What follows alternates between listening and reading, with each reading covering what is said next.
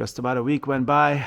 My friends took my 240D on a Route 66 tour, so I was busy with that. And then now we're gonna continue the Mercury. So here's the condenser and then the filter dryer. So first thing we're gonna do is install the filter dryer. You can see these are little caps protecting it from moisture, and then we're gonna take these off as well, and then we're gonna assemble it. Before I installed this filter dryer, I had to take these caps off, and that was not easy to do. And now I put the O-rings on, and they all lubed off with the oil what I'm gonna use in the compressor. These pipes are bendable, and you got to bend it just so both of the threads will go in really nicely. In order to accomplish that, I moved these ears, these holder brackets a little bit out on both sides, and then I was able to find just the right position for it. So if you cross thread it, then you're done. I mean, after that this nut becomes unusable. Just like on the old one, there is a longer ear what I can't install. So now, since it's out of the car, I was able to cut it off a little bit, drill a new hole so I can put the original bolt back. Now that it was mounted pretty solidly to the condenser, now I was able to put one wrench on this and then the other one on the nut, and then I was able to tighten them up. And then now I noticed some mistakes or a little dent on it, so I got one of these combs, and then I'm gonna able to fix it using that. It's not 100%, but it's a lot better than it was before, so now we can put it in the car. I got the condenser in its position, so I have the lower bolts, lower nuts actually installed, but not tight. So now I got to put the upper ones in. I gotta find a hole through here, and then put these bolts through. It wasn't easy because there is this cable what was behind it when I pushed that L shape on it, so I had to pull it back and move all the cables out. So now it's gonna be fine. Now that I'm working with the air conditioning parts, I was keep going. I took off this hose, and I'm gonna wash it out. I got an air conditioning cleaner here, what I'm gonna use to clean it out.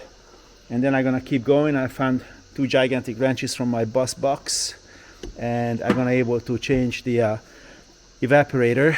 I'm gonna leave that one on. I got a new one, the expansion valve.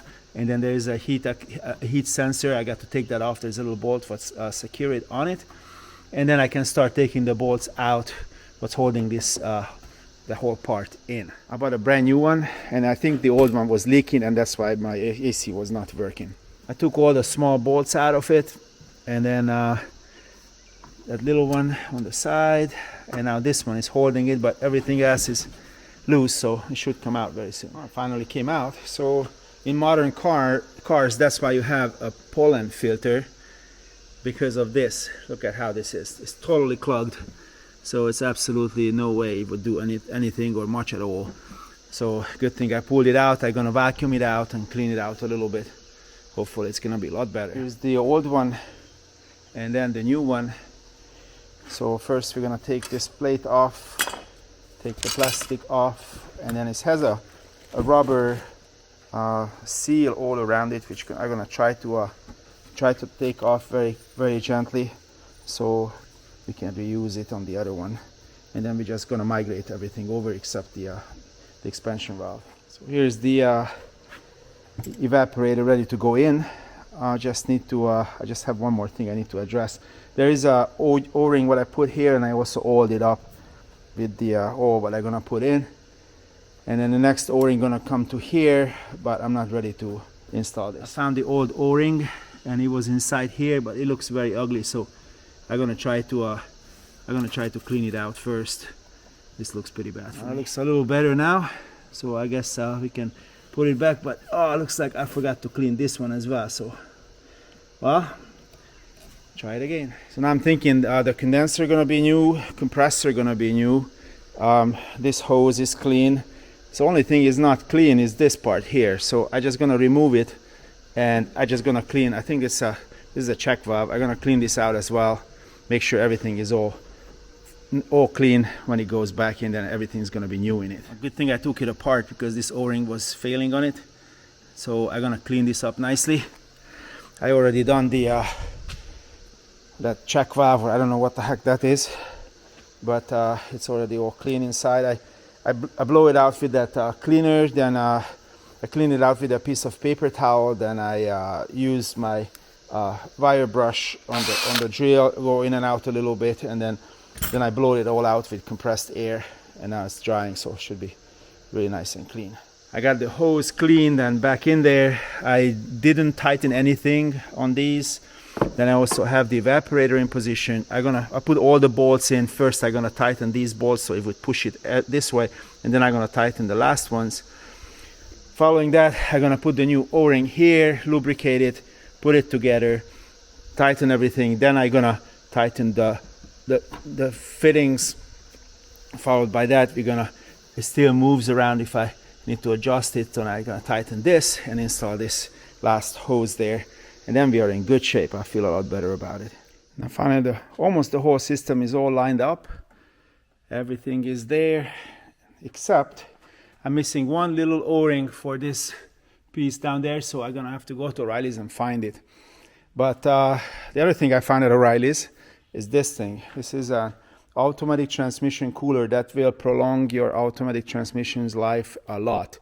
So I'm gonna install this, but in order to install it, I cannot install the radiator. First, I need to put it on the condenser because it's got these little clicky ears. What needs to go through this, not both, because there is a gap between the radiator and this condenser. So I'm gonna just attach it to the condenser on the outside. This is what it looks like. There's the input and the exit. Doesn't matter which one is which. Here's this attaching hardware, and then only problem is I got only one set of these foam pieces, so I'm gonna need to find some more of these. This is what it looked like connected to it, so I just need to put it into position. But before that, I'm gonna go back to O'Reilly's and get some more foam pieces. Before I go back to O'Reilly's, I want to make sure that vacuum hose is a good size, because when I was working here, this vacuum, that's like a fuel vapor recirc hose that's totally disintegrated, so I'm gonna have to change that. I was able to find a little seal at the local Napa store finally. So everything is all tied up.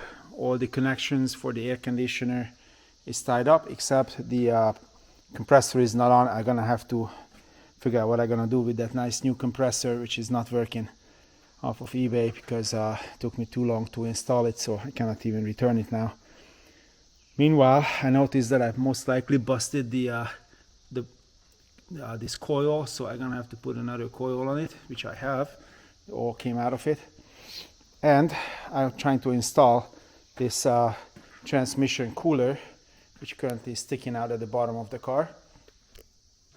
So what I'm doing, I actually went back and bought an extra bag of these to be able to install it, because it came with the extra pads. So I'm gonna put that pad where it's gonna touch the condenser. Then I'm gonna put another one on when it came through, and then I don't need one on the oil cooler. So this is how I'm gonna install it. So it's sitting up front, it's very solidly there. I got these hoses to route and connect to the transmission, which I need to make a new line for it to come all the way here and able to hook this one up with. You see a plate of spaghetti here, so I'm gonna try to make some sense out of it, and I'm gonna start putting back cables, hoses, and other things, change the coil, put this thermostat housing back on, and so on. I've installed the ground wire over there. That was a fight, but it's there. Cleaned every surface I could possibly do.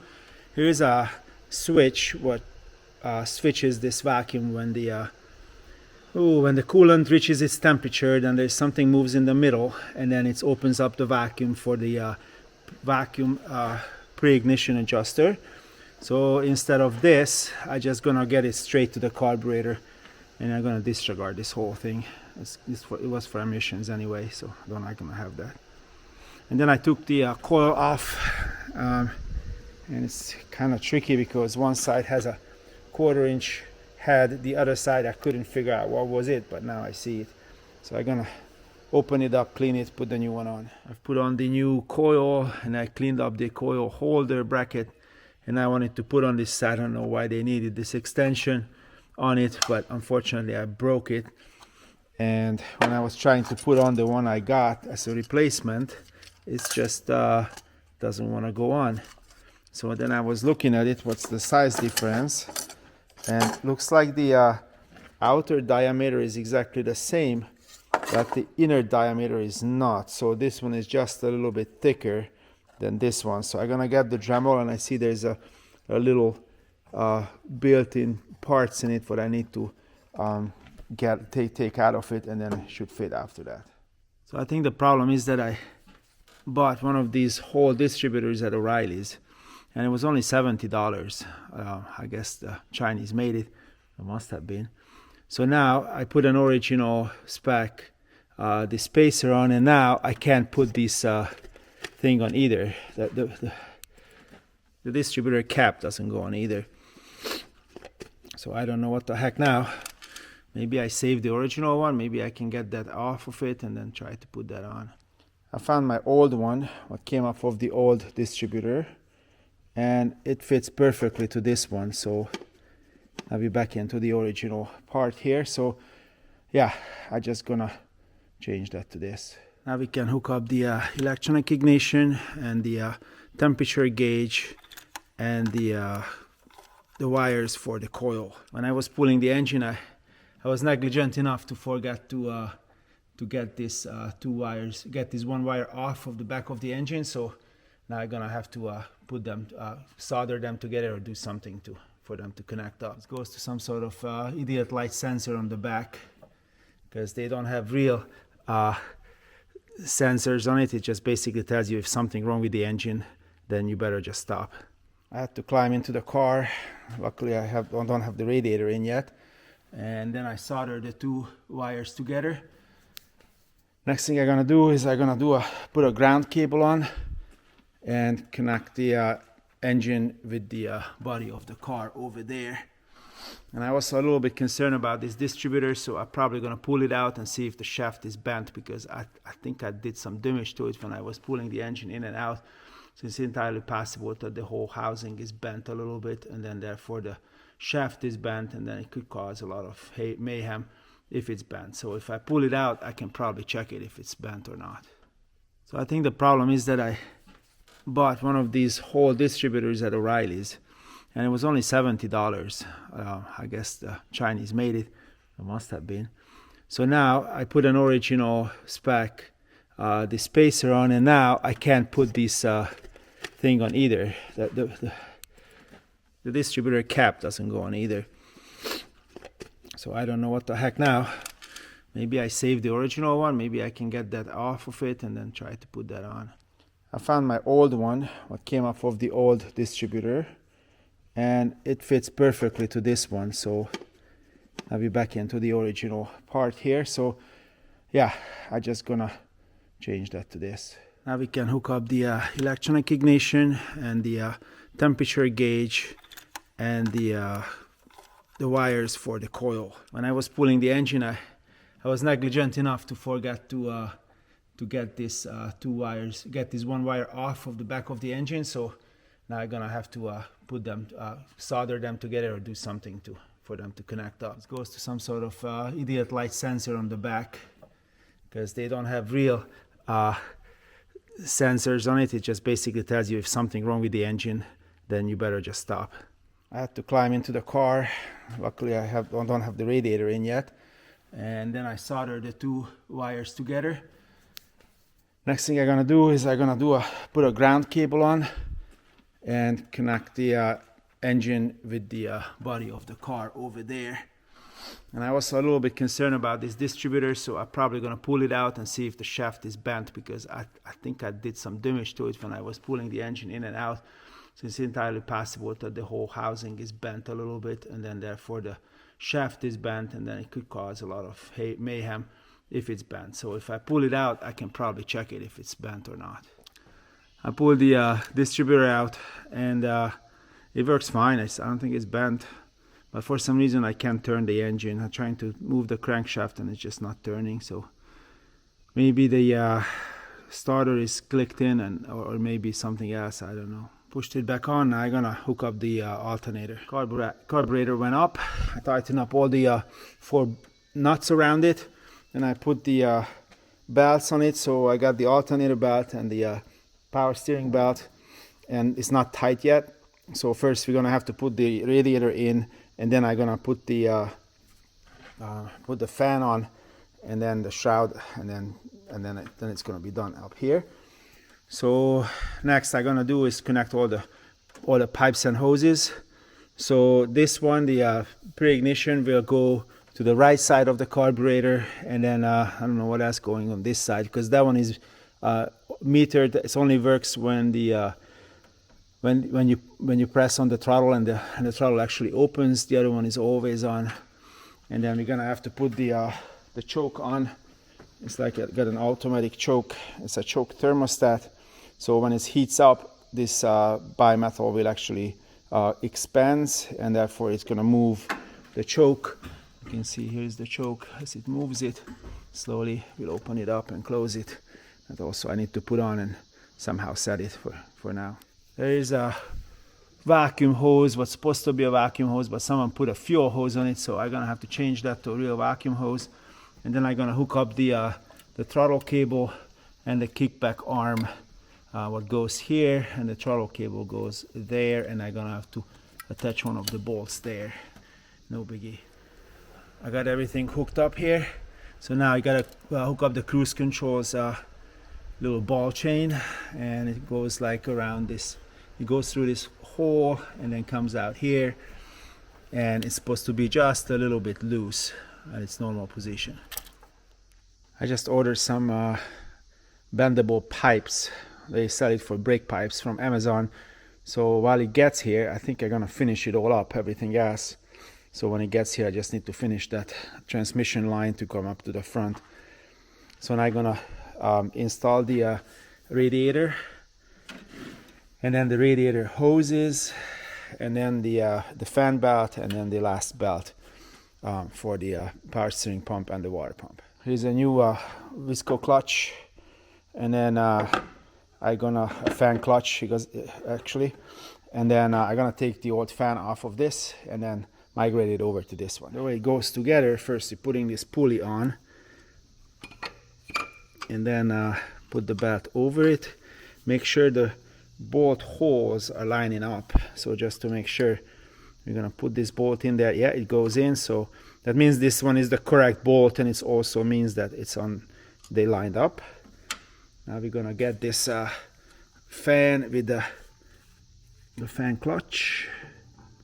I'm gonna put this in there, and then now we're gonna have to go through the fan clutch's hole, the pulley's hole, and we gotta basically screw it into the water pump's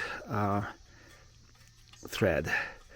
So sometimes it gets a little tricky to find that just so, but it happened this time. All right, now one went in. That means I only got 3 more to do, and then we're gonna tighten it up. Now the question is, since the radiator is not in there yet, will I gonna be able to fit this plastic through? Because if the radiator is in, this will not go through here. So you gotta have to start with this, but right now, very nicely, it will able to go through. So if I would have the radiator on before I put this fan on, I would place this shroud in position, and then I would put the fan on. So it's gonna work out fine. Now that those main bolts are tight on the water pump shaft, now we're gonna adjust the servo pump, the power steering pump bracket, and we're just gonna do it until we have the right amount, and then we're gonna tighten up these bolts here, here, here. Now we're gonna tighten up these bolts, and then we're done with this too. Okay, that's fine. That's done too. Now I can put in the shroud, and then now we can start putting the new radiator in it. Here's the old radiator and the new one. I always try to make an assessment that all the openings are at the same place. We're not gonna use this. That's where the oil goes in for the transmission, since we have a new oil cooler on. And then I'm looking at the mounting points. These are the mounting points for the shroud, and my mounting points for the radiator itself, we got a drain plug. The drain plug, I'm gonna have to migrate it over most likely. So it looks good. The difference is this one is a 2-row radiator. You can see the rows there. It's a 2-row. This one is a 3-row. So I'm guessing this one was made for the colder climates. This one was made for the warmer climates. So I bought a better 1/3 more cooling power with this radiator. The new shroud holders came in a bag, so I got to push them in, most likely using a plier here. I can push them on and they're gonna be holding the new shroud. This is how a good old drain plug looks like.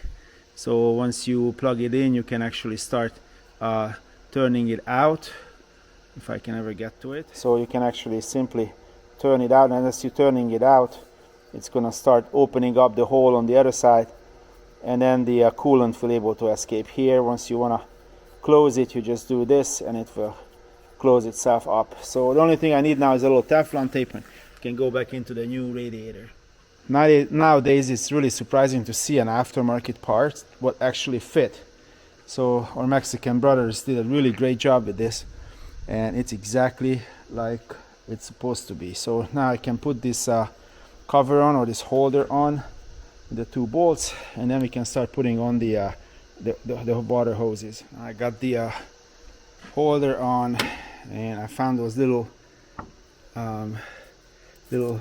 holders at the bottom. If I would show it to you, you could see it like right there and there where this thing clicks in. And then since this part is missing from it over here for a long time, therefore I developed this technique to have a small bungee to hold it there, and it worked perfectly. I'm gonna have to find the other one for the other side, and then it works really well. So now I can put on the water hoses at the top, and at the bottom one's gonna be a little bit more tricky, but it's all right. We'll make it happen. Meanwhile, this one has arrived, so this is for the speedometer cable. Let's go and change it. The drive shaft end of the transmission, and here is the speedometer cable. So we just need to remove this retainer clip, and then we can pull it out.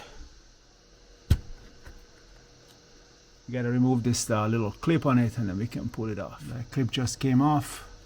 We're gonna pull it off, put the new one on.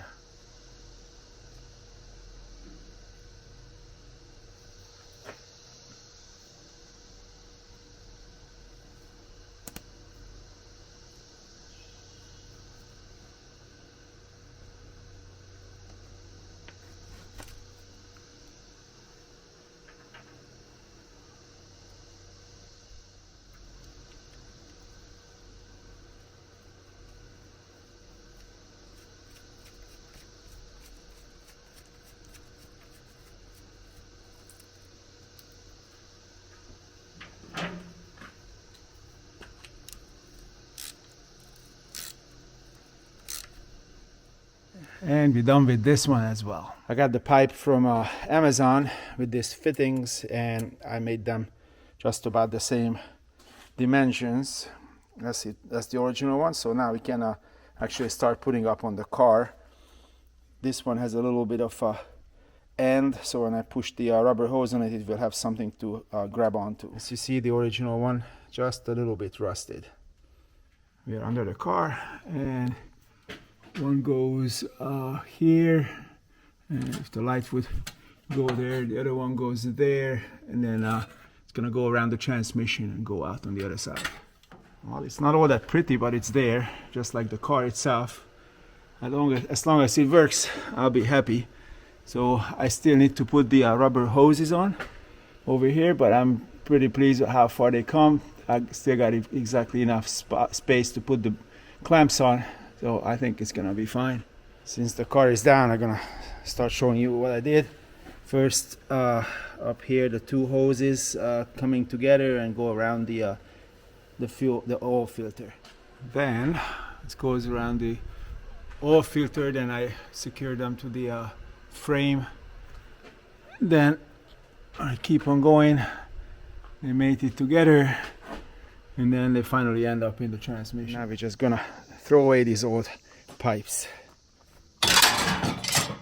since I lost a lot of oil, that's why I just put a gallon in it into the transmission. If in case you don't know it, the engine oil has to be checked when the engine is stopped, and the transmission, automatic transmission oil, has to be checked when the engine is running, car is in idle on a level surface, and the transmission is warmed up and hot because this fluid expands by the heat.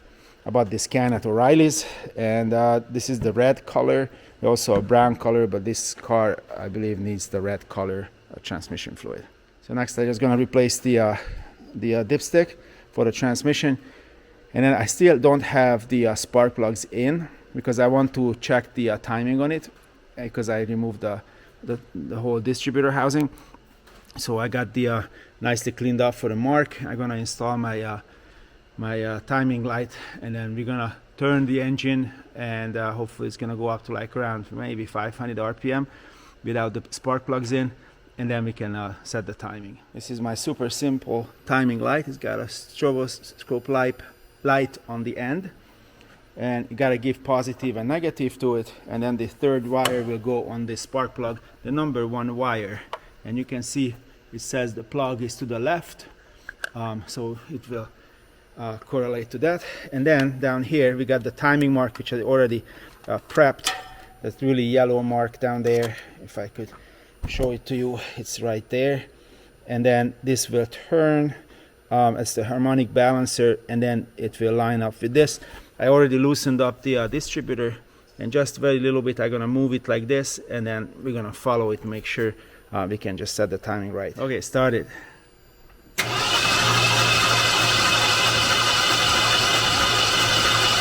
Mark moved a little bit, but now it came back.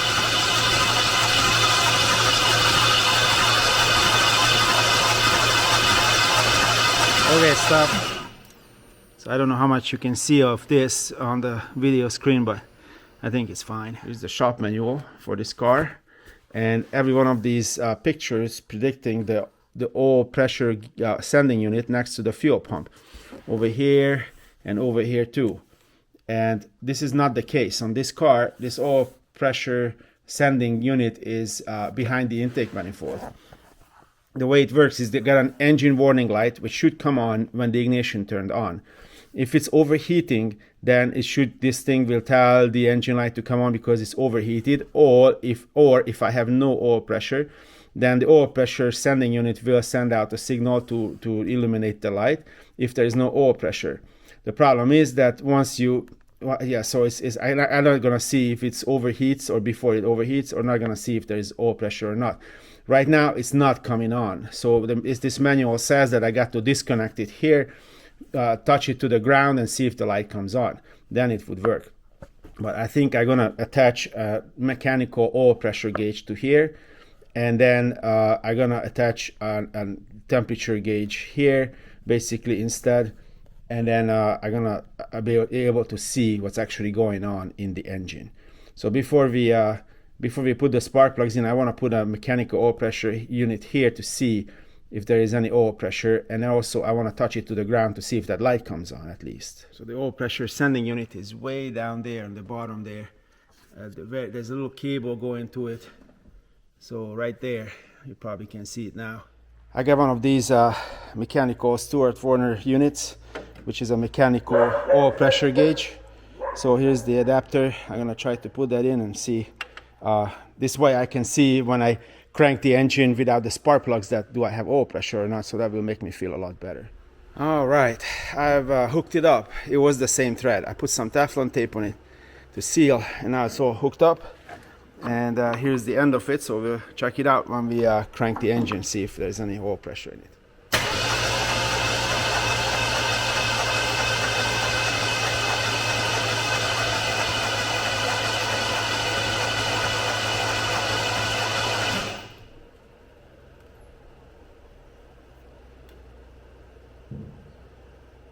Well, what do you think? I think it looked pretty awesome. So it came up all the way to 60 and psi, and then I think that's perfect. So yeah, now I can continue working on putting on the spark plugs and hook up some hoses and stuff like that.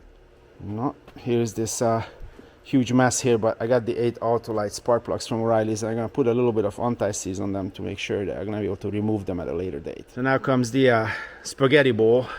I always start with the first cylinder, and there's a number 1 here, and then that wire comes down here and goes to the number 1. So on this engine it's numbered 1, 2, 3, 4, 5, 6, 7, 8. On other cars sometimes they go across somehow, but on this one is like go down this way then go down that way. I got into the book and I found this picture.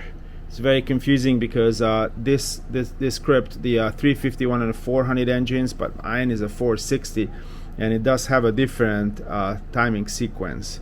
So it's 1, 5, 4, 2, 6, 3, 7, 8.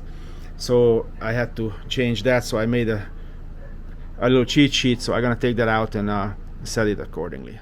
I think everything is ready. I connected up the vacuum hose, just what I actually need. Everything else is plugged up, and all pressure gauge installed. Wires are going to a double check, triple check that they go where they're supposed to go. So I think there's only one more thing missing, is dipstick. So I painted the dipstick handle, so I think I'm gonna bring it in and push it in before we attempt to start it. Now the newly painted dipstick is installed, so I'm just gonna leave the mic in front, and then I'm gonna go just stand next to the car and try to start it, see what happens.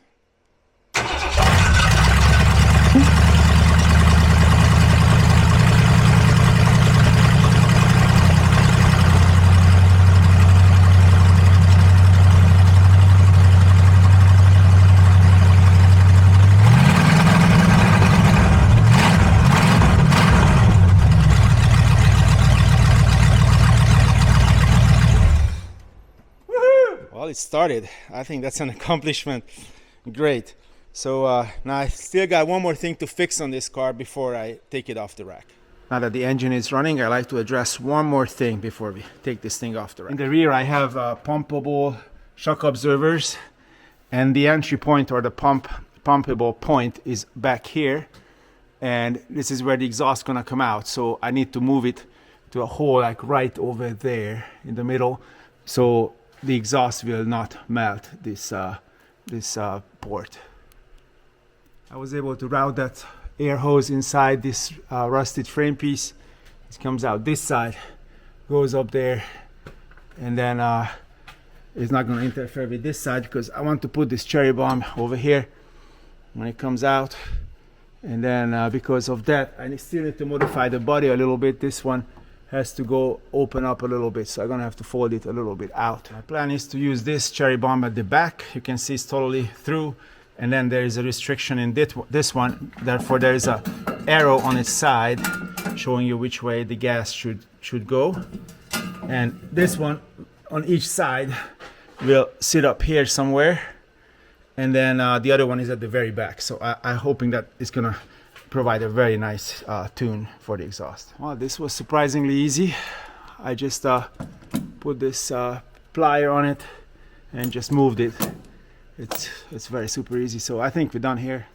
Since pretty much everything I wanted to do with it is done, I'm just gonna put the air filter on it and put the ramps on, and then we're gonna drive it off the rack here, and then we're gonna install the hood. Then we are done with it for now.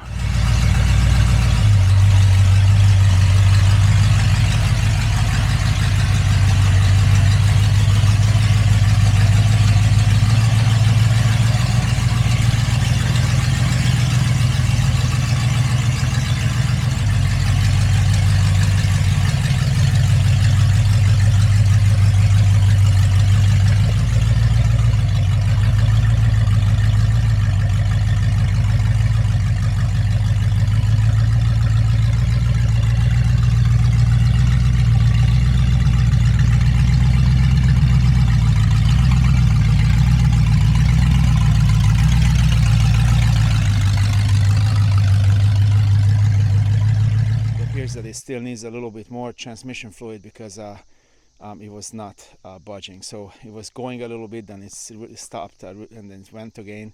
So, and then I pulled the dipstick out and there's no oil in it, so I'm just gonna have to put a little more in it.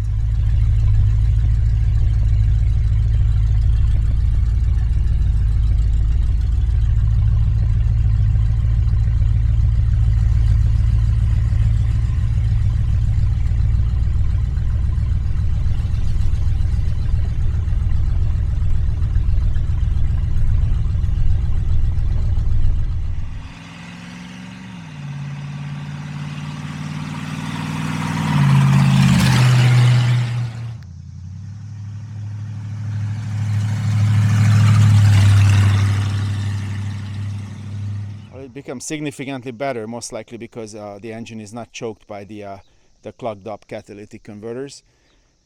So now I'm gonna put my 107 up on the rack, that Mercedes, and then I'm gonna park in front of it with this, and we're gonna check the transmission fluid level, and then we're gonna put the hood back on. Now that this $1,000 jukebox on wheels came out of the garage, I put the hood back on, and I made a trick before I took the hood off.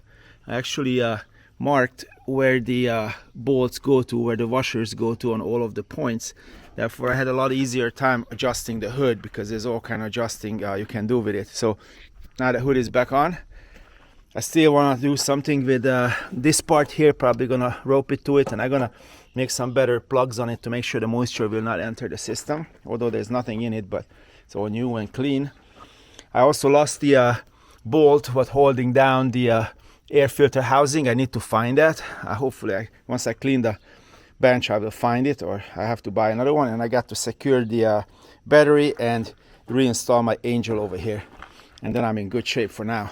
And then I'm gonna just put it on the shelf for a little bit, because I'm going for a European vacation, and I really need to concentrate on that financially and not spending any money on this anymore.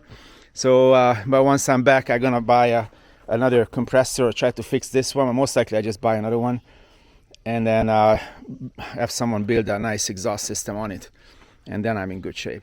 Well, thanks for watching. This was the last part. Hopefully this ancient dinosaur will work now. The $800 jukebox on wheels. And then I still gotta put the exhaust system underneath, and I think I found someone in Lexington who can do it for me. And also we're gonna install the air conditioning compressor and make the AC work. Thanks for watching, and see you guys in 2 weeks of time with something else. Bye.